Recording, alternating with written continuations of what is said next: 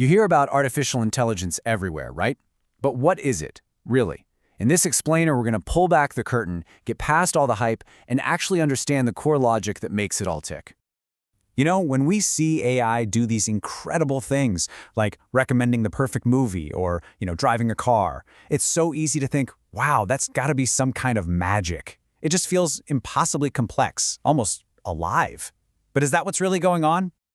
Well, the truth is, it's not magic. Not at all. At its very core, AI is a field of computer science that's built on logical systems and systematic problem solving.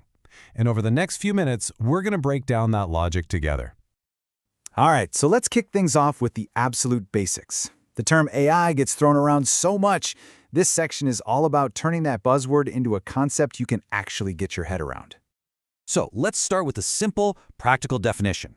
Just think of AI as the science of making machines smart. And look, by smart, we're not talking about feelings or consciousness. We just mean the ability for a machine to observe a situation, decide on a course of action, and then act on it, all to solve a problem in a rational way. Now, you've probably also heard the term machine learning, or ML. It gets used interchangeably with AI all the time, but they aren't quite the same thing. Think of AI as the whole big umbrella, the entire field. Machine learning is a really powerful tool under that umbrella. It's a specific way to achieve AI, where a machine learns patterns from huge amounts of data. A great example is your spam filter. It gets better at catching junk mail the more emails it sees. Another really key distinction is between weak AI and strong AI. Okay, so everything we have today, from Siri on your phone to the AI in your car, that's all weak AI. It's incredibly powerful, but it's designed for one specific task.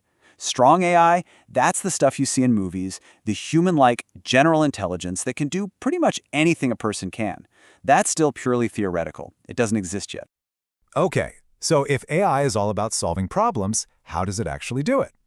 Well, the secret to a huge part of AI is a surprisingly simple concept: searching.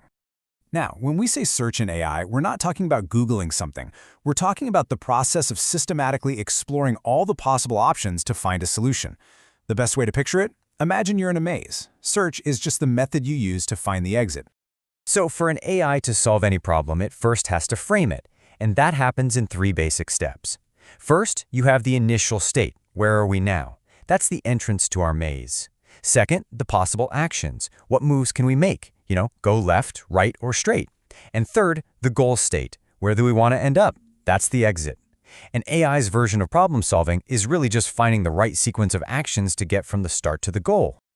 But hey, if you're actually in that maze, you can't just wander around randomly. You need a strategy, right? So let's look at 2 fundamental strategies an AI can use to search for a solution. And this is where it gets really clever. The first strategy is called breadth-first search, or BFS. I like to think of this as the street-by-street method. Before you go really far down any single road, you check every single connecting street right around you first. You explore layer by layer, just moving gradually outward. The second strategy is called depth-first search, or DFS. And this is kind of the opposite. It's the cave explorer approach. You pick one path, one tunnel, and you go as deep as you possibly can.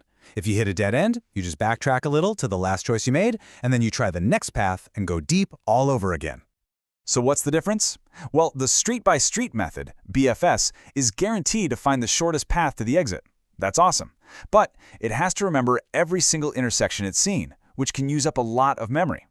The Cave Explorer method, DFS, is much more memory efficient, but it might end up taking a really long, winding path to finally get to the goal.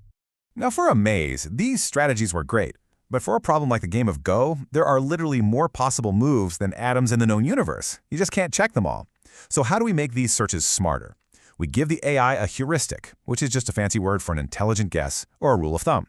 Think about your GPS. It doesn't know the exact driving time for every single road, but it can use a simple heuristic, the straight line distance to your destination. A road that heads in that general direction is probably a better choice. This simple guess helps guide the search and find a solution much, much faster. And this idea of searching for a solution, it isn't just for mazes and games. It is the engine behind countless AI applications that you and I interact with every single day. Let's see it in action. In healthcare, for instance, AI searches through mountains of medical data and images to find tiny patterns that can help diagnose diseases earlier. It explores these vast combinations of molecules to discover new drugs, a search that would take humans lifetimes to complete. And when Google Maps or Waze finds you the fastest route to get somewhere, that's an AI searching through countless possible paths, using heuristics like real-time traffic data to guide its decision. Self-driving cars do this constantly, every second, to navigate safely. And that video your social media app recommended to you this morning? Yep. An AI searched through millions of pieces of content to find the one it predicted you'd most want to see. This same principle is used for everything from ad targeting to trying to spot fake news. Now, with all this incredible power comes great responsibility. AI isn't just a technical challenge, it's a human one. We have to really consider the implications of the systems we build. And this brings us to some of the critical challenges people in the field are grappling with. First, there's bias. If we train an AI on data from our world, it might learn and even amplify the biases that already exist in that data. Then there's privacy. These systems often need huge amounts of our data to work, which raises really important questions about how it's being used. And of course, the impact on jobs, as automation continues to change the very nature of work. And this really gets to the heart of the matter. Building these systems isn't just about writing code, it's about building trust. The people who are creating AI have a profound responsibility to make sure it's used safely, ethically, and for the benefit of all of us. So, to wrap it all up, here are the 4 big things to take away from all this. 1. AI is built on logic, not magic. 2. A core part of that logic is simply searching for solutions. 3. This one simple idea powers technology in nearly every field you can imagine. And 4. Building this technology safely and responsibly is one of the most important conversations of our time. And that leaves us with a really crucial question to think about. If an AI system makes a mistake because it learned from our own flawed, messy, or biased data, who is ultimately responsible? Is it the machine or is it us? Definitely something to consider. Thanks for joining this explainer.